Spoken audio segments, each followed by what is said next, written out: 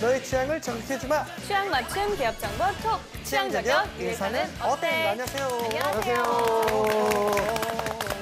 네, 오늘도 저희와 함께 해주실 분들 소개할게요. 취업 컨설턴트 홍기찬 쌤, 네. 취향 저격수 최효정 형, 캠퍼스 특파원 박은송 학생 나왔고요. 그리고 오랜만에 보는 반가운 얼굴이죠. 철수 씨 나왔습니다. 어서 오세요. 네, 안녕하세요.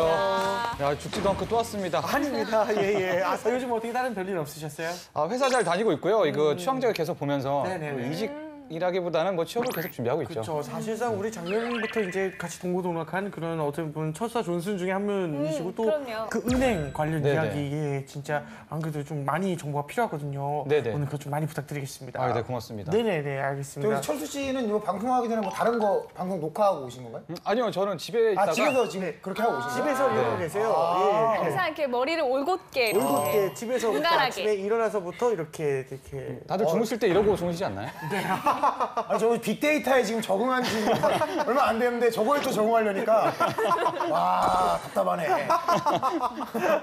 답답하네. 또 근데 금방 적응되시기 때문에 네. 아마 걱정 없으실 겁니다. 네네. 알겠습니다. 일단은 먼저 오늘 알아볼 기업이 어디인지 화면으로 만나보시죠.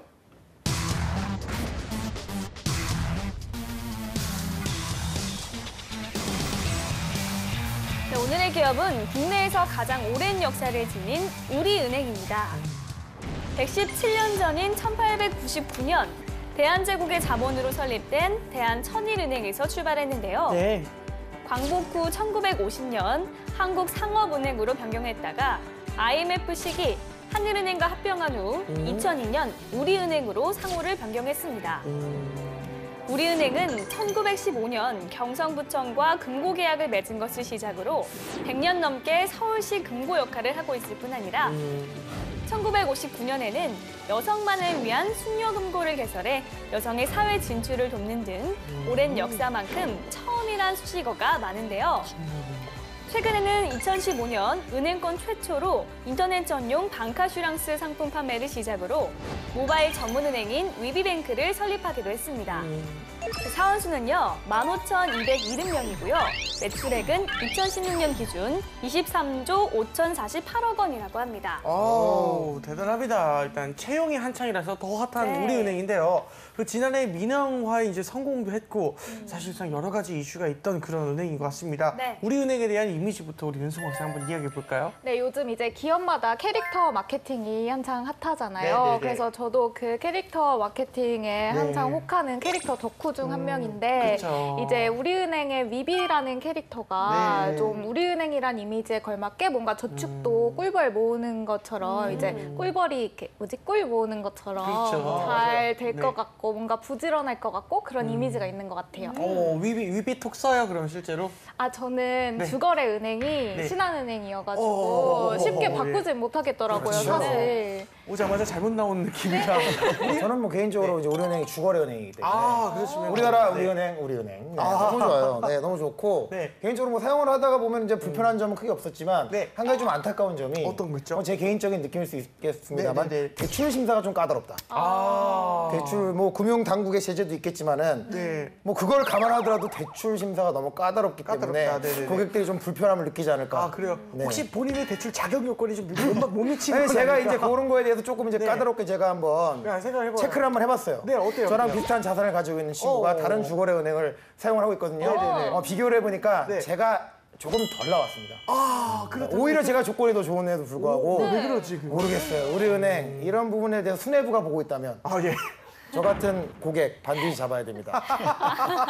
이자 납입일 네. 전혀 저는 네. 연체한 적이 없습니다. 어이구, 저 같은 큰일 고객을 나시네요. 잡으셔야 돼요. 그죠? 네. 알겠습니다. 자, 그렇다면 전직 은행원이었던 우리 철수 씨. 우리은행의 성격이라고 할까요? 좀 어떤 기업의 은행인가요? 사실 저는 거기 다닐 때도 저는 S은행 다녔잖아요. 근데 네. 그때만 해도 우리은행은 이렇게 약간 좀 쳐주지 않는 우리는 왜 느낌? 다 그 상호를 얘기하는데 혼자 S은행을 얘기해요? 어디 다니신 거예요? S라고 해도 다 아셨으니까. 상호 저축은 어디?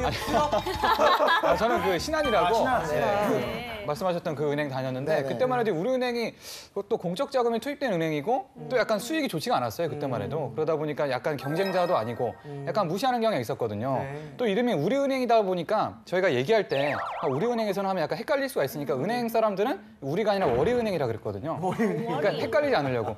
우리 신한은행에서는 또 월희은행에서 이랬는데 그 월이라는 월희은행? 발음 자체가 네. 약간 좀 걱정된다, 약간 이렇게 좀 비아냥거리는 약간 그런 월희. 이미지였던 것 같아요. 네. 올해 금융권의 취업문이 상당히 좁다고 들었습니다. 이 우리은행은 취준생들에게 어떤 이미지인가요? 올해 1분기 제가 실적들, 은행들의 단기순이익 그 실적을 보니까요. 네. 그 국민은행이 한 6,635억 정도로 1위를 차지했고요. 그 다음이 이제 우리은행, 6,057억 정도. 그 다음에 신한은행이 한 5,346억. 네. 그 다음에 KB 하나은행이 한 4,780억 원 정도. 그러니까 업계 물론 이제 지주사로 따지게 되면 신한금융지주가 아직도 업계 아마 선두권일 거예요. 그런데 현재 지금 단기순이익 실적으로 보면 2등 정도고요. 그래서 우리가 4대 은행이라고 그냥 얘기를 하고 있기 때문에 민간은행 중에서는 선호도는 극강인 회사고요. 그다음에 금융권 같은 경우에는 하반기 때 채용이 또 활성화되고 있기 때문에 방송 보는 분들 중에 올해 하반기 금융권 채용을 노리는 분들이라고 하면 오늘 방송 듣고 우리은행뿐만이 아니라 전체적인 은행 산업의 어떤 시류 이런 것도 같이 이해했으면 좋겠습니다. 알겠습니다. 자, 취준생들의 그 생생한 이야기를 좀 들어볼 건데 어디 좀 다녀왔어요, 우리 은성 네, 쌤? 이번에는 우리은행 서울연수원에서 채용 설명회가 있다고 해서 찾아갔습니다. 이제 상반기에 공채가 좀 마무리되지 않는가 싶었는데 갑자기 우리은행이 이제 떴더라고요. 그래서 기쁜 마음으로 인터뷰하고 왔습니다. 잘했어요. 네, 알겠습니다. 자, 그러면 친구들의 이야기는 영상으로 만나보겠습니다. 안녕하세요. 캔버스 특파원 박은송입니다. 네, 오늘 이곳은 바로 우리은행 서울연수원 앞에 나와 있습니다. 서울연수원. 오늘 이곳에서 우리은행 채용 설명회를 네. 한다고 해서 찾아왔는데요. 이제 상반기 공채가 마무리되고 갑자기 뜬 우리은행. 오늘은 어떤 분들이 찾아와 주셨을지 다 함께 가보실까요? 이제 궁금해지네요.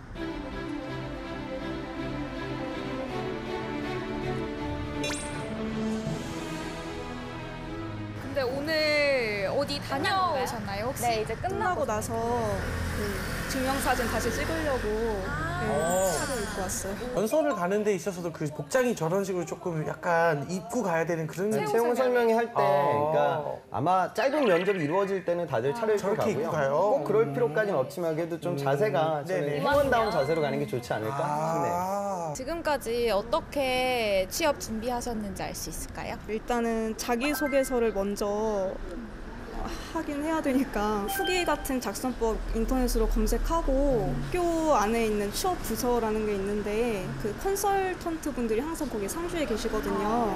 그래서 그분들한테 연락해가지고 조금씩 부족한 부분도 이제 컨설턴트 받고 그런 식으로. 혹시 1순위가 어디신지? 저는 지금 시위하시는 분인가요? 아니, 면도를 못 하셔가지고. 지금 우리은행 채용 설명회로 왔지만 확고하게 기업은행을 가고 싶어서 기업은행과 우리은행의 다른 점이 있을까요? 우리은행은 국민의 세금으로 만들어졌기 때문에 현재 지금 민영화를 통해서 국민의 세금을 다시 돌려주고 있는 그런 은행이고 기업은행 같은 경우는 우리나라에서 제일 중요한 중소기업을 확실히 지원할 수 있는 그런 은행이라고 생각합니다. 이번에 행원 직무를 뽑는 걸로 알고 있는데 특별히 행원을 쓰시게 된 이유가 있으실까요? 이게 텔러직이긴 한데요. 근데 다른 타행에 비해서 그 정규직으로 그러니까 전환율이 굉장히 높다고 말씀해 주시고 정규직 전환. 텔러의 업무에 국한되지 않고 다른 업무도 할 수 있다고 말씀해 주셔서 인터뷰 짧게만 해주실 수 있나요? 제가 외국 사람인데 괜찮으세요? 외국, 한국말 괜찮으시죠? 네, 가능해요. 아, 진짜요? 네, 안녕하세요. 네, 안녕하세요. 오셨대요. 예. 근데 한국에서의 제가 취업을 좀- 자판이라고 네. 해요. 네, 한국에 온 지 4년 됐어요. 이제 25살이에요. 굉장히 유창한데요? 잘하시네요. 외국인 전형이 따로 있나요? 네, 따로 있다고 했어요. 면접만 보리하고 아마 질문은 비슷할 거예요. 채용 공고를 보면 외국인 전형이 있더라고요. 아, 그래? 근데 직접 뵈서 되게 신기했어요. 그러면 우리은행은 다른 은행이랑 좀 다른 게 있을까요? 생각해보니까 우리는 그 애플 있잖아요. 그거 제일 다른 있는 제일 편하고 네 쓰기는 쉬워요. 위비 그거 말씀하시는 거죠, 지금? 금융권 준비를 좀 오래 하신 편인가요? 오래 하진 않았고요. 그러면 그렇게 이제 정하게 된 스터디 계기가 메이트 있으실까요, 아, 혹시? 누군가. 은행에서 이미 해서 어떤 일 하세요? 뭐 이렇게 은행 관련 돈 관련 그런 건 아니고요. 네. 은행을 지키는 그런 일을 하고 있습니다. 네. 이것저것 보고 배우다 보니까 은행의 좋은 점은 잘 알게 됐습니다. 그래서 친구랑 같이 준비하고 있는 거예요. 그럼 평소에 뭐 경제나 그쪽 금융 쪽에 많이 알고 계신 건가요? 한국투자증권 홍보대사나 뭐 신한금융투자홍보대사나 와, 진짜요? 네 그런 거를 했는데 또 사실은 아직까지 이 은행이 가야 된다라는 건 아직까지 잘 은행이다 보니까 그 완전 어려 보이는 친구들보다는 지금 딱 뭔가 그 나이가 조금 있어 보이는 그러니까 완전 어린 친구들의 느낌은 아니네요. 금융권을 준비하는 친구들의 특징은 네네. 어느 정도 취업 경쟁력이 좀 있는 편이죠. 그러니까 내가 어느 산업에 가야 될까 고민하고 행원으로서의 그런 실력들을 쌓았기 때문에 상대적으로 조금 연령대가 올라가는 것 같아요. 우리은행은 좀 다른 은행과 다른 점이 있을까요? 학생 때 이제 우리은행 원곡동 지점을 방문한 적이 있는데 그 지점장님께서는 그 지점의 특색이나 그 안산에 있는 점포의 특징, 뭐 특히 외국인들이 많아서 그 근로자분들에게 좀 많이 도움을 주려고 주말에도 근무한다. 주말에도 은행을 운영한다라는 그런 특징을 많이 설명해 주신 게 좀 인상이 깊었던 것 같아요. 네, 여러 가지 이야기가 나왔습니다. 정규직 전환율에 대한 이야기도 살짝 나왔는데 실제로 좀 타은행에 비해서 높은 편인가요? 이제 신한은행은 이제 정규직 전환을 좀 시작하는 것 같고요. 우리은행 같은 경우에는 10년 전에 시작을 했다고 해서 앞으로도 이제 뽑는 친구들을 정규직을 많이 한다고 하고 또 최근에 우리은행 같은 경우에 퇴직 직원이 많을수록 그만큼 신입 행원을 많이 뽑는다 그러잖아요. 그래서 그런 거 보면서 어떤 정권의 흐름에 맞춰서 이런 흐름이 있지 않나 이런 생각을 좀 해봤습니다. 알겠습니다. 자, 그러면 저희가 또 한간의 소문을 확인해 봐야겠죠. 효정이 형. 한간의 소문을 확인해 보도록 하겠습니다. 카더라 통신. 카더라 통신. 실적 압박이 심하다고 카더라. 카더라. 너무 북한스럽지 않나요? 비장합니다. 카더라. 네. 예. 아니 뭐 물론 뭐 모든 뭐 업종에 다 실적 압박이 있겠지만은 특히 그 이 은행권들의 실적 압박이 심하고 우리은행이 실적 압박이 심하다고 하는데 어떤가요? 예전에는 이 어떤 영업하는 그 상품 자체가 좀 한정적이었거든요. 뭐 카드, 뭐 보험, 뭐 펀드 이 정도인데 최근에는 어떤 비대면 채널이 좀 활성화되면서 앱이 한두 개가 아니잖아요. 그래서 알림 앱, 무슨 앱 이러면서 근데 그런 앱이 나올 때마다 영업을 시키고 맞아요. 또 어떤 정부에서 어떤 상품을 또 출시하면은 그것도 하라고 하니까 최근에는 예전보다 어떤 영업 압박이 되게 심해졌다 이런 걸 좀 느끼더라고요. 실제로 궁금한 게 예를 들면 보험 같은 경우에는 그 보험을 많이 팔수록 그 영업을 잘한다는 얘기잖아요. 근데 은행은 뭘 많이 팔아야 돼요? 그 대출 상품인 거예요? 기본적으로 좀 수익에 연관되는 것들이 뭐 예금, 적금, 대출, 뭐 그런 투자 상품 있잖아요. 펀드나 보험 상품 있는데 그런 게 팔 때마다 은행에 몇 프로씩 수익률이 적금되는 게 있어요. 수수료가. 그래서 그런 거 팔 때마다 걔네한테 실적이 몇 점이 부여가 되고 예를 들어 펀드보다 반카가 점수가 높고 이러니까 반카를 많이 팔수록 그 사람 실적이 높아지고 그런 게 있죠. 대출이 더 좋은 거예요? 아니면 반카랑 그게 더 좋은 거예요?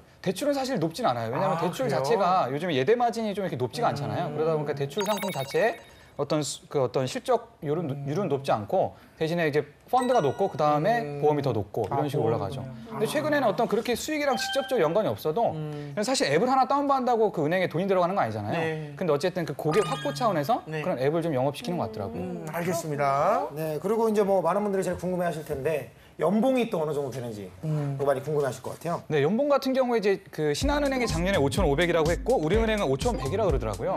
근데 이게 예전에는 사실 이거보다 격차가 더 컸는데 예전에 제가 객장에 갔을 때 왜냐면 저도 주 거래은행이 우리은행이었거든요. 신한은행 때도요? 근데 거기서 이제 뭔가 해지해야 되니까 그래서 뭐 직장이 어디냐 이제 행원이 물어보셨는데 뭐 제가 뭐 우리 신한은행이다 이랬더니 그 옆에 있는 차장님께서 좋으시겠어요 이러더라고. 그러니까 그때 당시만 해도 우리은행이 사정이 안 좋을 때니까 연봉이 굉장히 낮았고 근데 최근에 5,100이라는 소리를 들으니까 많이 올라온 것 같더라고요. 근데 은행 같은 경우에 초봉도 초봉이지만 이게 상승률이 좀 낮은 편은 아니거든요. 사실 보통 한 15년 차 혹은 차장 혹은 부지점장급쯤 되면은 뭐 9천에서 뭐 1억 사이를 왔다 갔다 하는 분들이 많더라고요. 그러니까 아마 이제 연봉 초봉 수준을 보니까 우리은행도 아마 그 수준을 생각하면 되지 않을까 이렇게 생각이 듭니다. 보통 어느 정도의 스펙이면 그 취업이 가능하다고 볼 수 있을까요? 그러니까 지금 은행 채용이 그러니까 우리가 공채로 그냥 공채 행원으로 이제 입행하는 그런 케이스가 있고요. 또 텔러 직군이라고 해서 경우에 따라서 이게 뭐 비정규직이나 아니면은 장기 계약직 뭐 이렇게 채용이 될 때도 있는데 전공은 정말 안 보는 것 같아요. 제 예전에 우리은행 들어갔던 학생인데 이 친구는 저 지방에 있었던 캠퍼스를 나왔고요. 그다음에 공학도예요. 그런데 이제 여성 공학도인데 학점도 한 3.8 정도.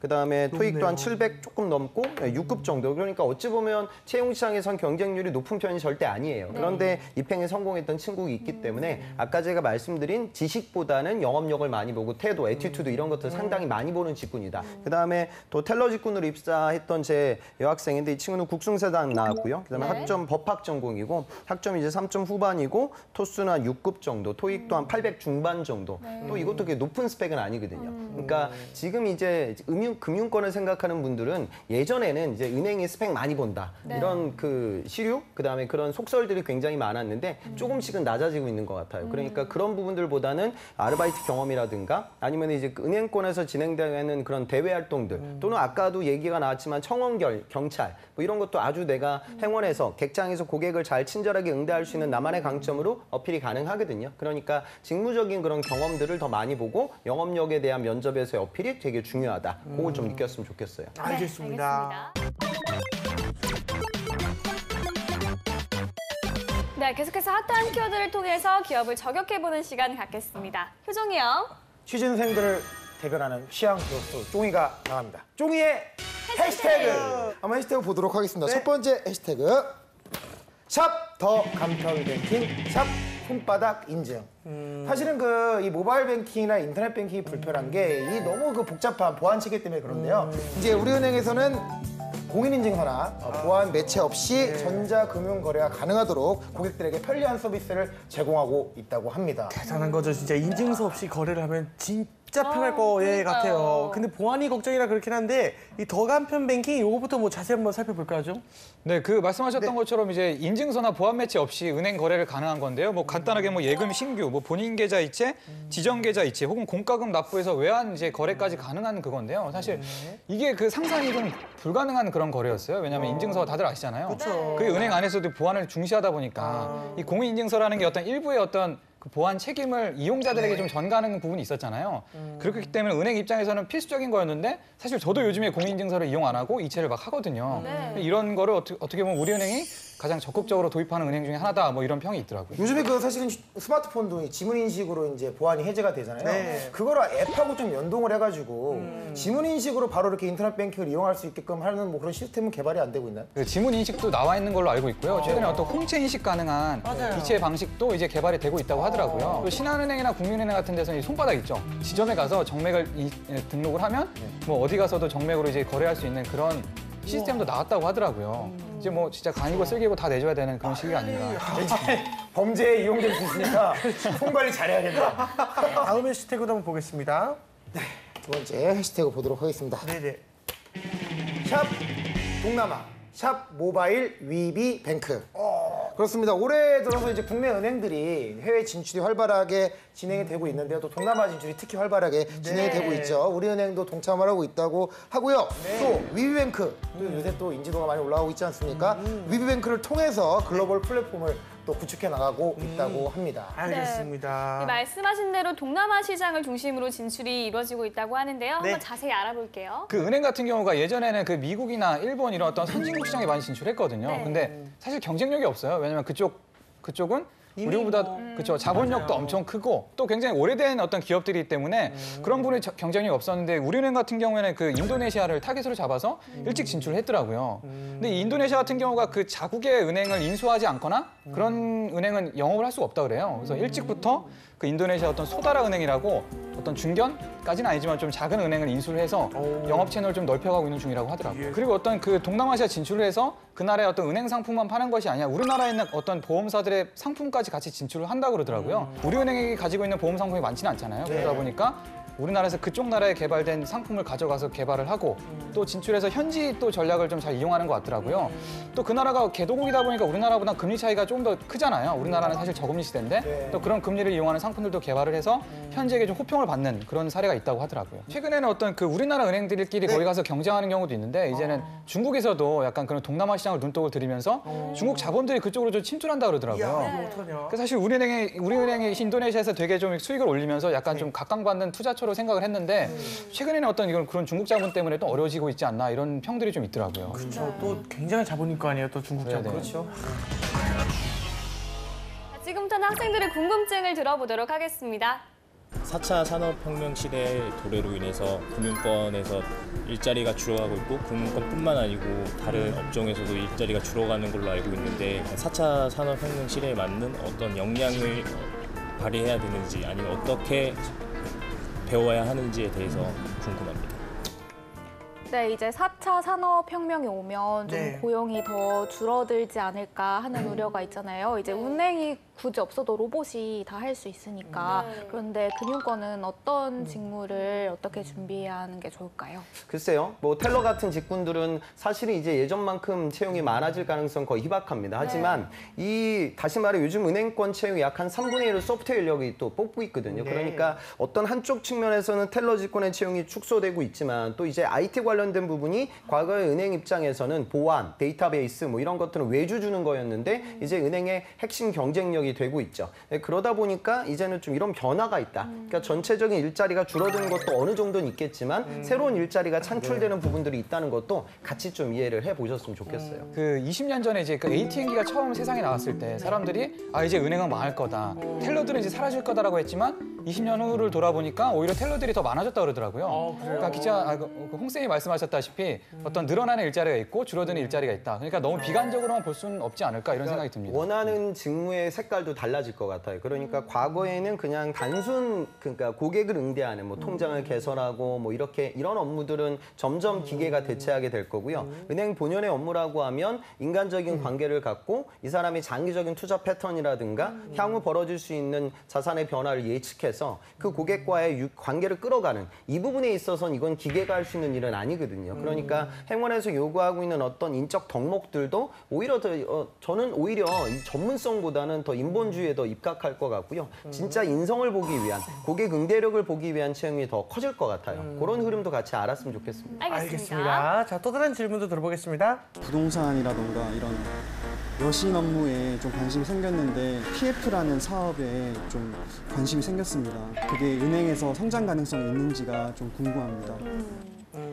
네, 금융권을 계속 준비하신 분이라 좀 많이 알고 계신 것 같은데 이제 PF라는 직무에 관심이 생기셨다고 해요. 근데 PF가 어떤 직무인지 그리고 또 은행에서 그 성장 가능성이 있는지 궁금합니다. 그러니까 PF는 이제 프로젝트 파이낸싱인데요. 그러니까 과거에 은행은 대출을 좀 쉽게 했죠. 그러니까 그냥 네가 집을 갖고 있으면 그 집을 가지고 대출을 받아라. 그럼 내가 그거 관련돼서 금리를 얼마 내가 받는다. 뭐 이런 식의 사업 구조였는데 이건 아주 안정적인 대출이거든요. 네, 그러다 보니까 프로젝트 파이낸싱은 선진국에서는 이미 보편화된 금융 기법인데 쉽게 말하면 금융기관이 사회 간접 자본, 그러니까 뭐 석유가 될 수도 있고 탄광이 될 수도 있고 조선, 뭐 발전소, 고속도로 건설 이런 사업이 이루어지고 있으면 그 사업이 향후 어떻게 이루어질 거라는 걸 예측을 하고 그거에 대해서 돈을 대출해 주는 거예요. 그러면 이거는 이제 신규 사업이 되는 거죠. 그러니까 과거의 단순한 예대 마진, 그러니까 저축금리, 그다음에 대출금리 그 차이를 통해서 은행이 돈을 벌었는데 지금의 인구 구조의 변화라든가 저금리 시대의 기조를 우리가 바라보게 되면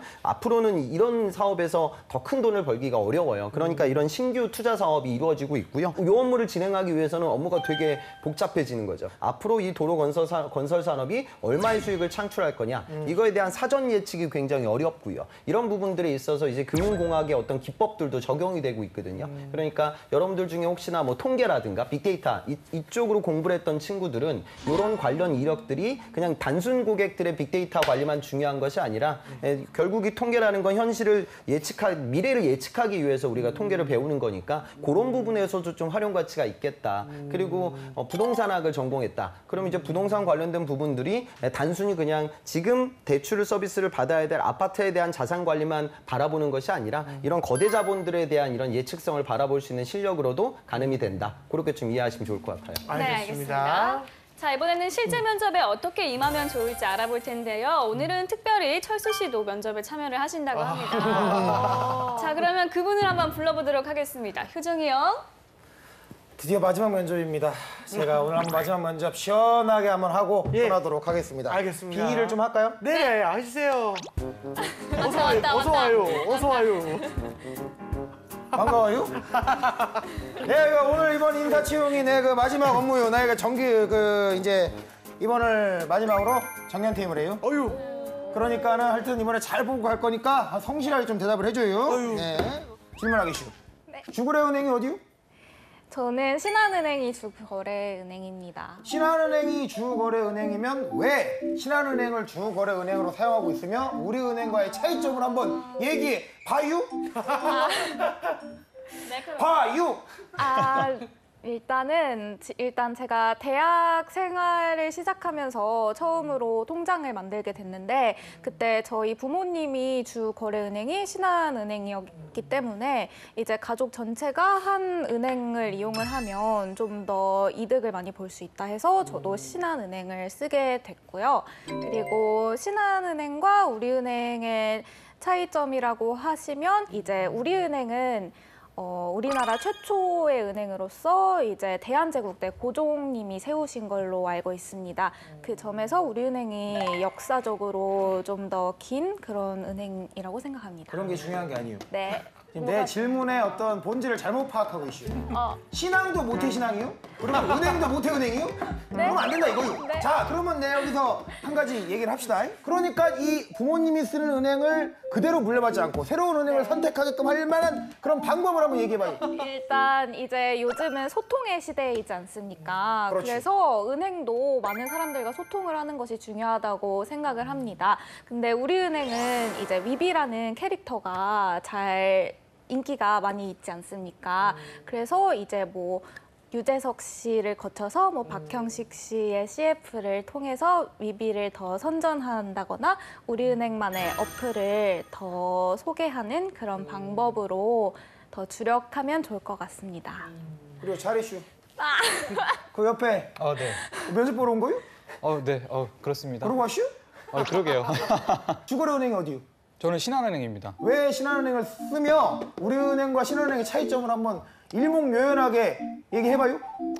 저 같은 경우에도 아까 말씀하셨다시피 제가 대학 그 주거래 은행이 신한이었고 아직 바꾸질 못했는데 사실 제가 이게 경제력이 없으니까 바꿀 어떤 주관이 없었습니다. 근데 하지만 저는 신한과 어떤 우리은행의 가장 큰 차이는 바로 제가 지원을 했고 안 했고에 있다고 생각을 합니다.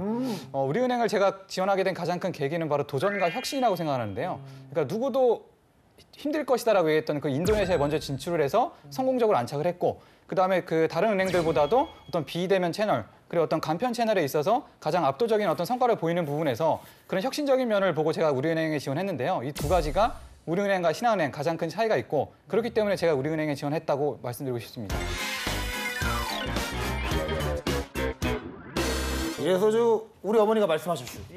얼굴만 보고 사람을 판단하지 말라. 아주 답변 잘해주셨습니다. 은송 학생 같은 경우에는 아까 그 캐릭터 이야기를 했고요. 철수 씨 같은 경우에는 비대면 채널 이야기를 했죠. 여러분들 아셔야 되는 건 은행 관련된 어떤 광고라든가 홈페이지에 나와 있는 내용들이라든가 그 은행이나 기업이 추진하고 있는 CSR 전략이라든가 이런 것들은 너무나 공론화되어 있는 데이터 그리고 정보들이거든요. 그러니까 취업이라는 건 면접이라는 건 결국 다른 친구들과 내가 차별화돼야 돼요. 은행 면접을 앞두고 있는 분들이라고 하면 직접 당연히 객장 라운딩도 한번 해봐야 되고 그 행원들이 가장 요즘 주력하고 있는 상품이 무엇인지 또 같은 추천 상품을 신한에서는 어떻게 추천받았었고 또 우리은행에서는 또 어떤 식으로 추천받았더라. 광고보다는 발로 뛰는 정보가 더 경쟁력이 있거든요. 그런 것들 좀 고려해서 면접 준비를 해보셨으면 좋겠습니다. 네, 알겠습니다. 네, 우리은행 상반기 채용이 진행 중이라고 하니까요. 오늘 나왔던 면접 질문들 한번 잘 상기시켜 보시고 면접 질문도 꼼꼼하게 준비를 하셨으면 좋겠습니다. 네, 알겠습니다. 오늘 취향 저격은 여기까지 하고요. 저희는 다음 시간에 다시 찾아오겠습니다. 감사합니다.